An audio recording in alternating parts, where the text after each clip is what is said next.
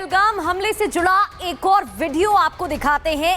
कुछ और तस्वीरें सामने आई हैं तो हमले के बाद पर्यटक भागते हुए दिख रहे हैं। पहलगाम हमले के बाद का एक और वीडियो सामने आया है। इस वीडियो में पर्यटकों को डरकर भागते हुए देखा जा रहा है। ये तस्वीरें आपको दिखा रहे हैं हमले के बाद की। ये तस्वीरें हैं एक्सक्लूसिव तस्वीरें, जहां पर पर्यटन जान बचाकर भागते हुए दिख रहे हैं और खुद को एक सुरक्षित जगह पर पहुंचाने की कोशिश कर रहे हैं। तो एक के बाद एक जो सबूत मिल रहे हैं, ये 22 अप्रैल 2025 का उस दिन का वीडियो है, उस वक्त का वीडियो है जब पहलगाम में घाटी में हमला हुआ था और मासूमों को मौत के घाट उतार दिया गया था। जतिन, एक और वीडियो सामने आया है कि किस तरीके से मुख्य बाजार में जो लोग मौजूद थे वो डर की वजह से वहां से भागते हुए नजर आते हैं। अभी तक कुछ लोगों को बुलाया भी गया था जो वहां पर मौजूद थे, उनसे पूछताछ भी की गई है। क्या कुछ जानकारी मिल रही है?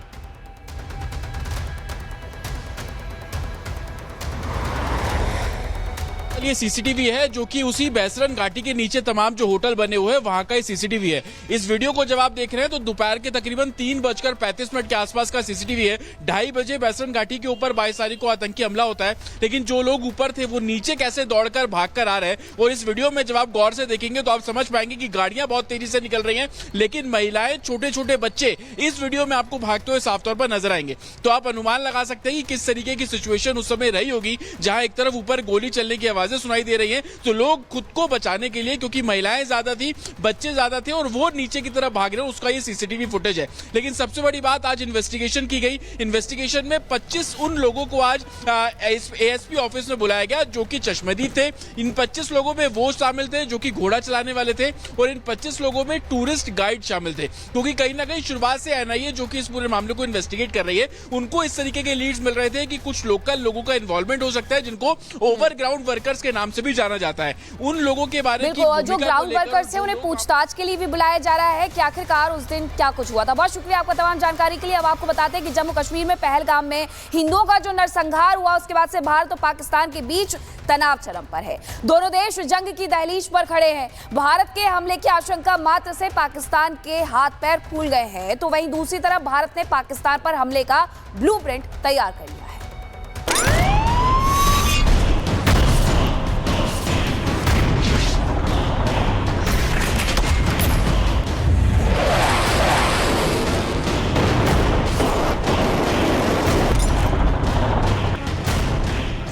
आतंकिस्तान की ताबूत पर किल ठोकने के लिए वक्त तय हो चुका है, तारीख बताई जा चुकी है, टारगेट फिक्स हो गया है। अब बारी अंतिम प्रहार की है और इसी आखिरी वार के लिए पहले आर्मी चीफ, फिर नौसेना प्रमुख और आज वायुसेना प्रमुख ने पीएम मोदी से मुलाकात की, जिसमें पाक पर प्रहार का ब्लूप्रिंट तैयार हुआ।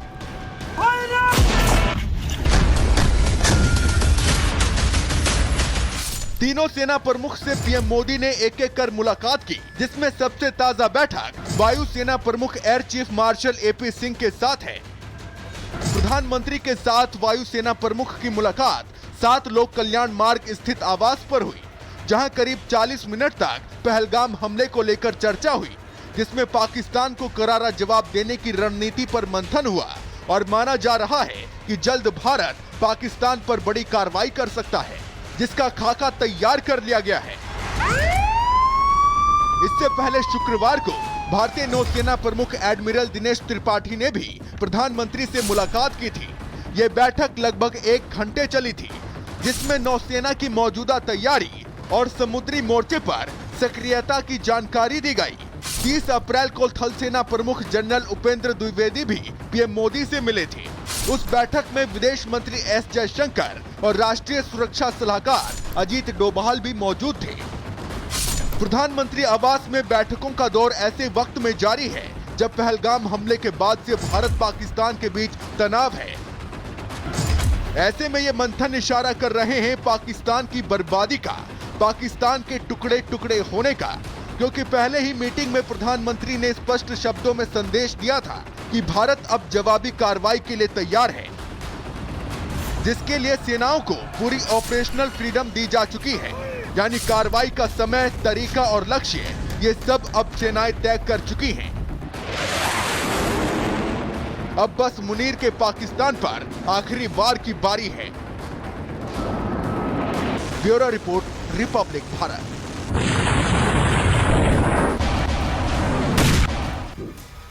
एक और बड़ी जानकारी आपको दे दें, कल रक्षा मंत्री राजनाथ सिंह मुलाकात करेंगे जापान के रक्षा मंत्री से। दिल्ली में दोनों देशों के बीच द्विपक्षीय वार्ता होगी।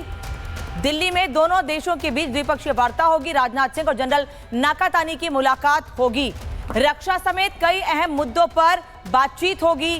कल जापान के रक्षा मंत्री से रक्षा मंत्री राजनाथ सिंह मुलाकात करेंगे। पहलगाम से सुमित इस वक्त हमारे साथ जुड़े हुए हैं। सुमित, लगातार एक तरफ बैठकों का दौर जारी है और कल जापान के रक्षा मंत्री से रक्षा मंत्री राजनाथ सिंह मुलाकात करने वाले हैं। कितनी अहम ये मुलाकात? देखिए, जो सिचुएशंस इस वक्त हैं उसके लिहाज से ये बहुत इंपॉर्टेंट जो है वो बैठक मानी जा रही है, जिसमें रक्षा मंत्री राजनाथ सिंह और साथ ही साथ जापान के जो रक्षा मंत्री हैं जनरल नाकातानी, उनकी मुलाकात होगी। और दोनों जो हैं रक्षा मंत्री, जिसमें खासतौर पर रक्षा मंत्री राजनाथ सिंह जो वर्तमान में सिचुएशंस हैं उसके बारे में जो है वो अवगत करवाएंगे। और साथ ही साथ क्योंकि 2014 के बाद से आप देखिए कि जापान के साथ भारत के जो रिश्ते हैं वो बेहद मजबूत हुए हैं। और पिछले 6 महीने के वक्त की यहां पर बात करें तो नवंबर 2024 में भी दोनों देशों के जो रक्षा मंत्री हैं उन्होंने मुलाकात की थी और अब एक बार फिर से यह मुलाकात होने जा रही है। और जापान की तरफ से साफ तौर पर जो सिचुएशंस हैं इसमें भारत अपनी रक्षा का अधिकार रखता है, यह पूरा स्टैंड पूरी तरह से क्लियर है, क्योंकि पूरी दुनिया और जो पूरी इंटरनेशनल फ्रेटर्निटी है वो इस वक्त भारत के साथ खड़ी हुई नजर आ रही है। और भारत आखिर किस तरीके का एक्शन लेता है, भारत की तरफ से क्या कुछ जो है वो आगे मूव्स लेने हैं, इसे लेकर जो है लगातार तमाम देशों के साथ बातचीत भी की गई। और इसीलिए कल होने वाली यह बैठक जापान के रक्षा मंत्री के साथ रक्षा मंत्री राजनाथ सिंह की बेहद अहम मानी जा रही है,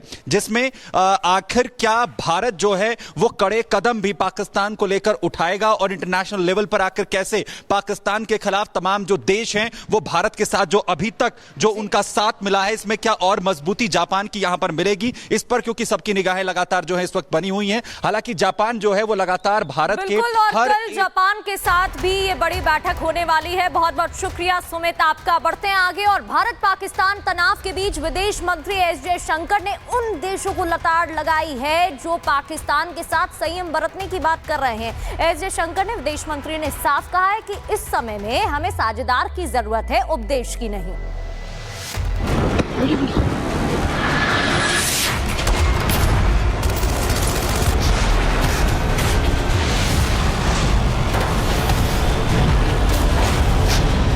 पहलगाम हमले के बाद पाकिस्तान को सबक सिखाने के लिए भारत ने कमर कस ली है। पीएम मोदी ने तीनों सेनाओं को पाकिस्तान के खिलाफ एक्शन की खुली छूट दे दी है। ऐसे में यूरोप के कई देश भारत पाकिस्तान तनाव को बातचीत से सुलझाने की नसीहत दे रहे हैं। हालांकि भारत के विदेश मंत्री एस जयशंकर ने ऐसे देशों को करारा जवाब दिया है।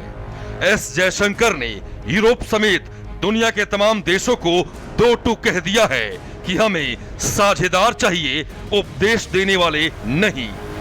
जो लोग विदेश को उपदेश देते हैं उन्हें अपने घर में अमल में नहीं लाते। ये दोहरा रवैया है। When we look out at the world, Samir, we look for partners. We don't look for preachers. Particularly preachers who don't practice at home what they preach abroad. And I think some of Europe is still struggling with that problem. Some of it is changing. So the issue for us, I mean, in many ways, Europe, I think, has entered a certain zone of reality check. Now, whether they are able to step up to it or not, it's something we will have to see. विदेश मंत्री का ये बयान ऐसे समय में आया है जब भारत और पाकिस्तान के बीच तनाव कम करने को लेकर कई देश बातचीत की वकालत कर रहे हैं। अमेरिका के उपराष्ट्रपति जेडी वेंस ने भी भारत से लौटने के बाद दोनों देशों को संयम बरतने की नसीहत दी थी। यही नहीं, जेडी वेंस ने पाकिस्तान को पहलगाम हमले की जांच में भारत का सहयोग करने और आतंकियों के खिलाफ कार्रवाई करने की बात कही थी। तो क्या एस जयशंकर का ये बयान जेडी वेंस के लिए है? आइए आपको सुनवाते हैं जेडी वेंस ने क्या कहा था। I'm worried about any time you see a hotspot breaking out, especially between two nuclear powers. We've obviously been in close contact with our friends in India and Pakistan. Our hope here is that India responds to this terrorist attack in a way that doesn't lead to a broader regional conflict. And we hope, frankly, that Pakistan, to the extent that they're responsible, cooperates with India to make sure that the terrorists, sometimes operating in their territory, are hunted down and dealt with. That's how we hope this unfolds. We're obviously in close contact. We'll see what happens. JD Vance के अलावा America के राष्ट्रपति Donald Trump ने भी पहलगाम हमले के बाद अजीबोगरीब बयान दिया था। डोनाल्ड ट्रंप ने तो पहलगाम हमले को भारत पाकिस्तान के बीच जम्मू कश्मीर विवाद से जोड़ दिया था। यही नहीं, ट्रंप ने जम्मू कश्मीर को लेकर भारत पाकिस्तान विवाद को 1000 साल से भी ज्यादा बता दिया था, जबकि भारत और पाकिस्तान को आजाद मुल्क बने सिर्फ 78 साल हुए हैं। तो क्या ऐसे में एस जयशंकर का ये बयान अमेरिकी राष्ट्रपति डोनाल्ड ट्रंप के लिए भी है? Close to India and I'm very close to Pakistan, as you know, and they've had that fight for 1,000 years in Kashmir. Kashmir's been going on for 1,000 years, probably longer than that. And it was a bad one yesterday, though. That was a bad one. The tensions on that border for 1,500 years. So, you know, the same as it's been. But they'll get it figured out one way or the other. I'm sure that is. I know both leaders. There's great tension between Pakistan and India. तो सवाल ये भी है कि क्या यूरोपीय देश अपने नागरिकों की हत्या पर चुप रह जाएंगे? क्या यूरोपीय देश अपने नागरिकों की हत्या का बदला नहीं लेंगे? क्या यूरोपीय देश आतंकी हमलों को जायज ठहरा सकते हैं? क्या यूरोपीय देश पाकिस्तान जैसे आतंकी मुल्क का बचाव करेंगे? और सबसे बड़ा सवाल ये कि यूरोपीय देश आतंक पर दोहरा रवैया कैसे अपना सकते हैं? वैसे भले ही यूरोपीय देश अपनी जिम्मेदारी से मुंह मोड़ लें, लेकिन आतंक के खिलाफ एक देश ने हमेशा भारत का साथ दिया है और वो है रूस। रूस के विदेश मंत्री लावरोव ने भारत के साथ एक बार फिर खड़े रहने की बात कही है। यूरोप भारत से रिश्ते बनाना चाहता है तो ठीक है, much more than welcome, but उन रिश्तों में ज्ञान और प्रीचिंग नहीं होनी चाहिए। हमारे साथ मिलके कंधे से कंधा मिला के अगर हमारी भी दिक्कतें हैं उनको एहसास करना चाहिए और उन्हें एक्ट भी करना चाहिए। जैसे अभी हमारा फिलहाल परेशानी ये खड़ी कर दी है पाकिस्तान ने, तो इस समय यूरोप के देशों को बॉयकॉट पाकिस्तान करना चाहिए। तब हम मानेंगे कि आप हमारे फ्रेंड और हमारे साथ खड़े हैं और पार्टनर हैं आप हमारे सच्चे। पहलगाम हमले के बाद यूरोप और अमेरिका भले ही भारत पाकिस्तान तनाव को बातचीत से कम करने का उपदेश दे रहे हों, लेकिन जब अमेरिका या यूरोप में ऐसा कोई हमला हुआ तो इन देशों ने दूसरे देशों में घुसकर अपना बदला लिया है।